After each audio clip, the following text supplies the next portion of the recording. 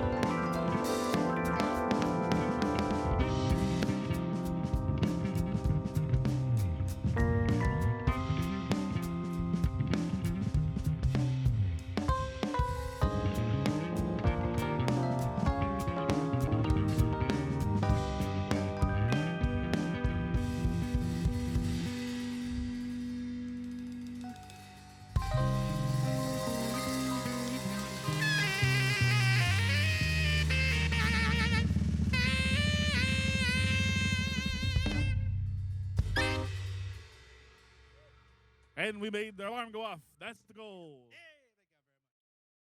Hello, ladies and gentlemen. Thank you all so much for watching Blue Monday Live. We have Mr. Joe Segovia here with us today, and we're going to dive into Mr. Joe Segovia's life, and we're also going to explore the topic of mental health and music. It's a very important, dear conversation for myself as well because I have been down the road of partying too hard. I have seen a lot of musicians go down that road. We've lost musicians way too young because of it. But really, Joe, like just to get your background, Joe has a master's degree from the Angelo State University, really exceptional musician, and talk about getting your degree while being a musician still, because we'll start with that. So, I mean, I hadn't really played music, or like bar music, I guess, until I went to college. Yeah, because the first time I met you was Epstein's Mother. That's the band we were in. Yeah. That's, and the Shanks Brothers, and like really, like I just remember, especially like hanging out in San Angelo, everybody was partying when you would go play music. It was like, I remember being a 17-year-old kid and like people handing you like Bud Lights, and you go up and play some music with people.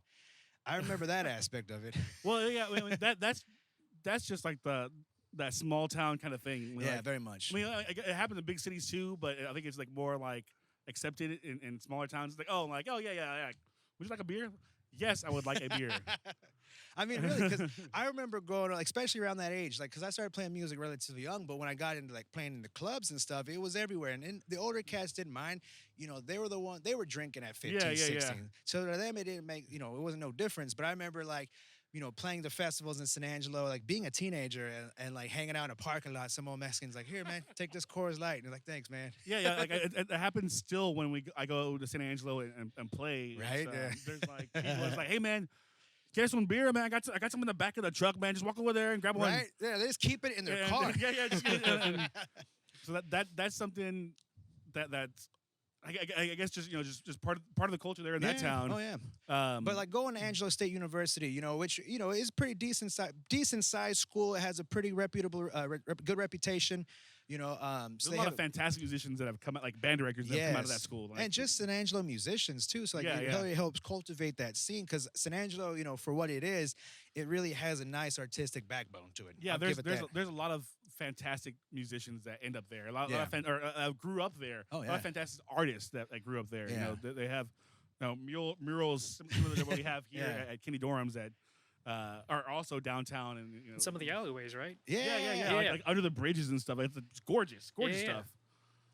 But talk about your experiences at Angelo State University and like the music scene while you're 18, 19 years old. So there's always like one musician in every class, sometimes more, but there's always at least one that both goes to school and then plays music at bars. Yeah.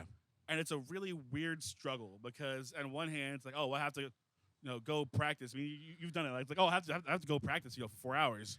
And then do marching band. Yeah, and then do marching band. I got a scholarship. And then at the same time, there are plenty of gigs where I'm staring at my watch like, oh man, I got like 10 minutes. As soon as it goes, I'm jumping in the car and going to steal a penny. Oh, Or going. I have a gig to play, so like I have to leave early. Like, sir, can I leave early? No, you can't. Or, so like just to talk about that. So what does the pop culture, like the blues history? Like for me, like I remember watching Cadillac Records and watching Little Walter put down that whole pint of whiskey in one drink. I was like, I could do that, and that was the only reason ever in my life I put down a whole pint of whiskey in one drink because I saw that Little Walter did on the movie. But like I think I fell into that that mindset. Oh, this is rock and roll. This is the blues. I gotta get heavy on this. But at the end of the day, all it did for me was just really keep me at a down level. Really to get me to where I wanted to be. So there's like a really I remember we used to talk about it because we used to do a lot of Doors songs. We used to do a lot of drum wars and stuff. and it's like we all kind of created like different personas on stage. Yeah. And then as soon as I remember, I still do it to this day. Like as soon as I get off stage, I kind of tuck myself in. I'm sitting at the bar by myself, just Yeah. But do you think that the influence of like that rock and roll scene, the heavy blues scene, what was that influence on you? So my heroes were, they were all, heroin junkies and alcoholics. Yeah. It's very much ingrained in the culture. And I'm not from my experiences. I can't speak for the music industry and what's gone on for the past 100 years in Yeah. American pop music. Very much. Well, It's like self-medication is what I it's see. very much Because so. I had the stage anxiety. Like I don't like talking to people. So if you had a little bit of booze, you'd calm you down. You talk to people. And like with Bird, people bring up Charlie Parker, be like, oh, he played good because of the junk. Yeah. And I was like, Charlie Parker only played good on junk because when he didn't have his junk, he was sick and couldn't play. So like, there's that.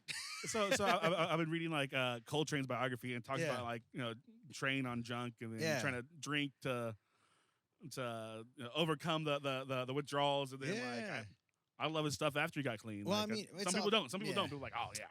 But I mean, like for me, it's like I grew up when I was in my early 20s. Like the Ray movie came out, about Ray Charles. The Johnny Cash movie came out. Like they showed their struggles.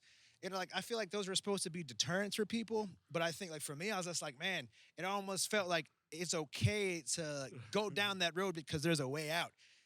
But So I want to ask real quick, expanding on that, how much of that do you think is like a crutch that people think they play better after they've drank, or do you think it's more of a crutch or more so justifying that they're doing that anyways? I think it can go both ways.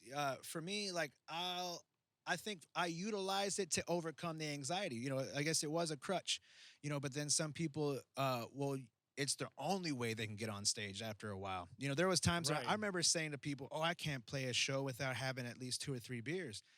And now I play sober as I can ever get. And I feel better. I feel more comfortable on stage, but that's just me. But overcoming that anxiety though, like Renee, what are some things that you do to overcome stage anxiety? Well, I mean, just experience doing it over and over and over again. Yeah. I mean, I definitely fell into a trap, and I think it's very much a trap. Yeah. It's kind of like what you're saying. And unfortunately for me, this started on 6th Street, and thankfully, like, That happens, man. after a while, I didn't start drinking until I was about 22. Really? Yeah. Nothing in high school? Nothing in high school. Man. And playing on 6th Street, Yeah. I would have a shot here, a beer here, and then it became 2, 3, 4, 5, 6, 7, and Yeah. then I felt I could still function. Yeah. And kind of like what you were saying, you feel good. You think you convince yourself that you need this Yeah. stuff to play because of the feeling it gets you on stage, and also for me as being kind of an introverted person, Yeah, very much I myself. tend to Yeah. open up Yeah. and talk to people more easily. But after a while, it's like, oh man, you're ruining your body and your mind. Yeah. But also, like to get to that further out on that 6th Street thing, though, when you found yourselves in positions, because like the pay on 6th Street, you can make $5, you can make $500, just depending on how the 6th Street wants to treat you that day.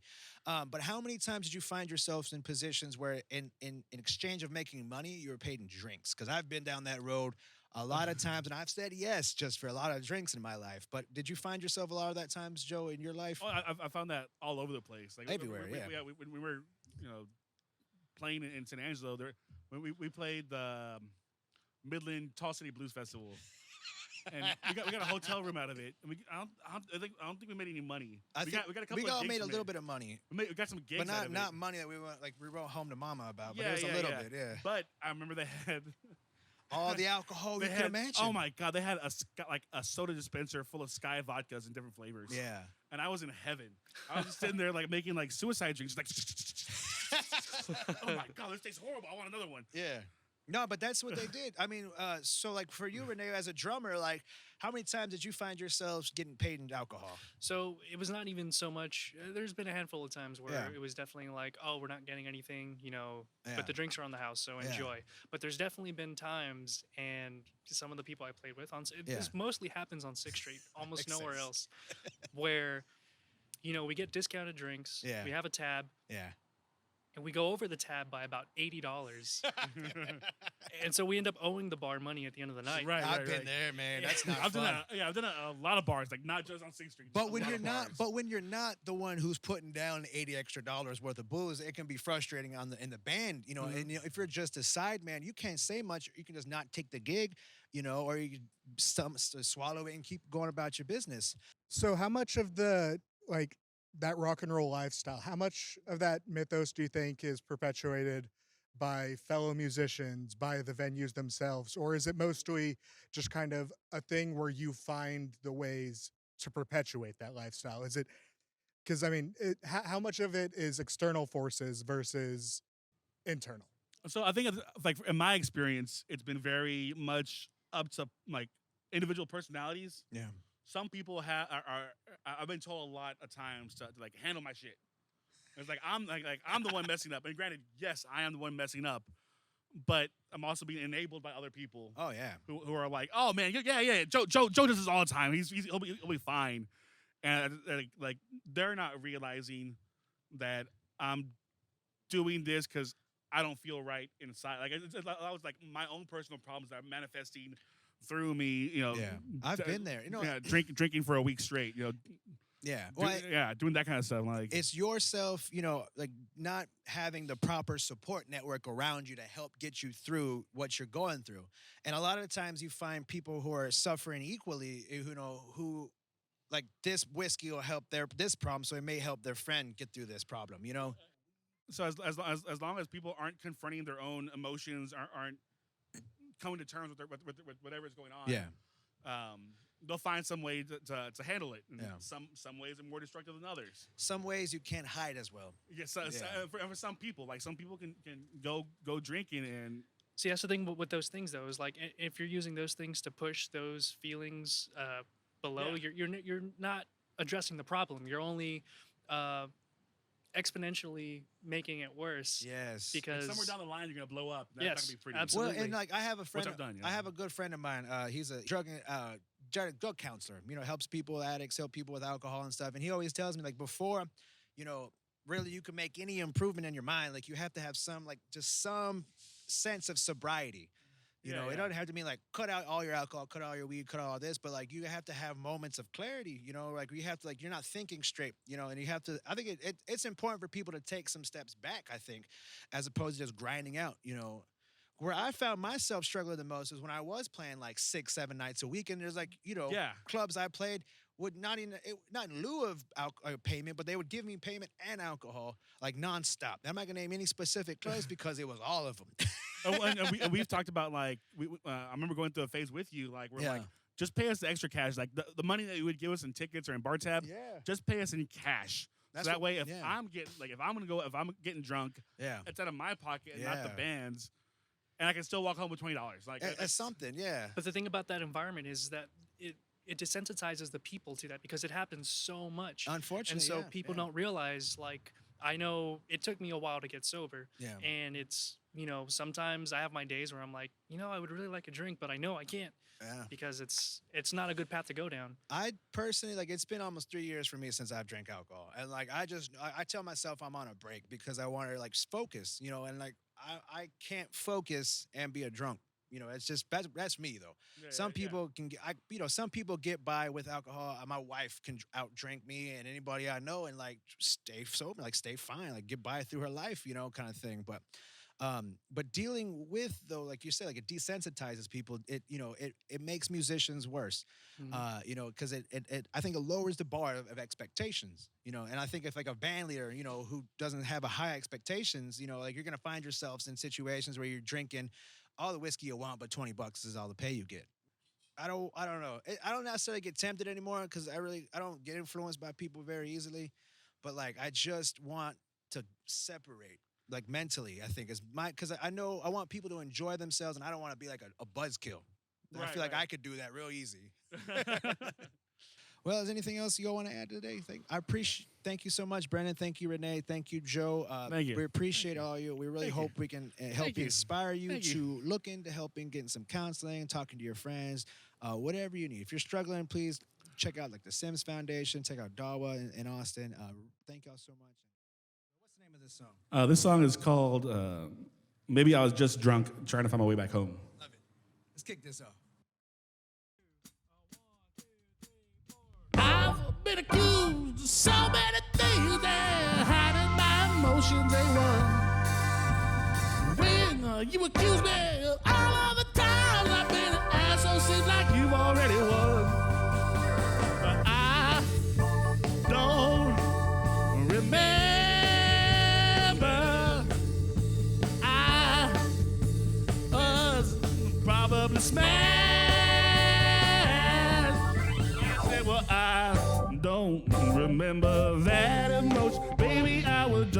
drunk, trying to find my way back home. Said, well, I don't remember that emotion. Maybe I was just drunk, trying to find my way back home.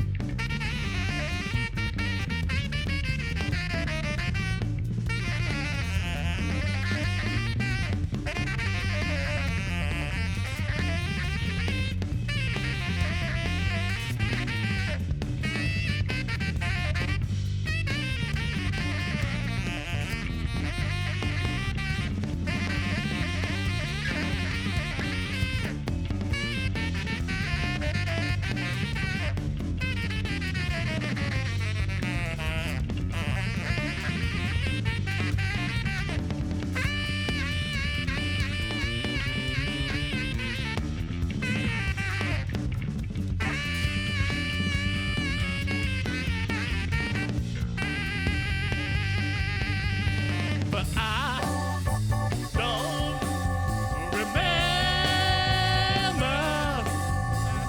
I was probably mad. I said, well, I don't remember that emotion. Maybe I was just drunk, trying to find my way back home. I said, well, I don't remember that emotion. Maybe I was just drunk, trying to find my way back home. Trying to find my way back home. Trying to find my way back home. Trying to find my way back.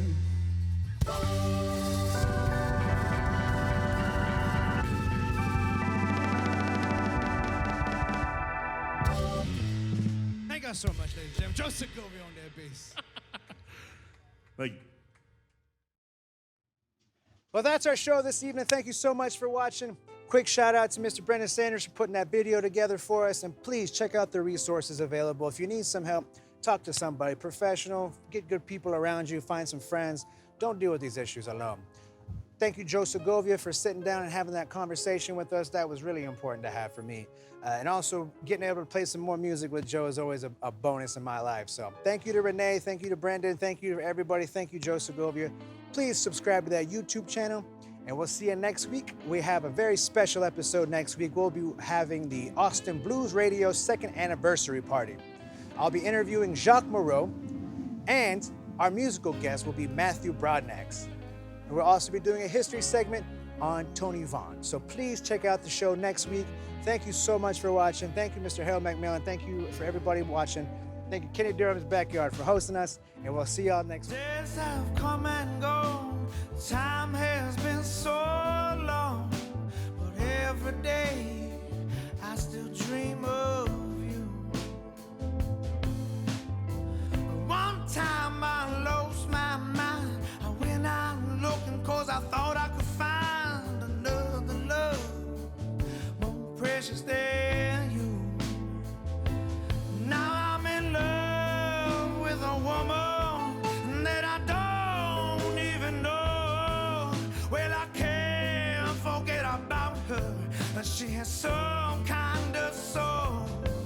Well, lost is what I'm feeling when she slips from my mind. But something pulls me closer to this love I can't find.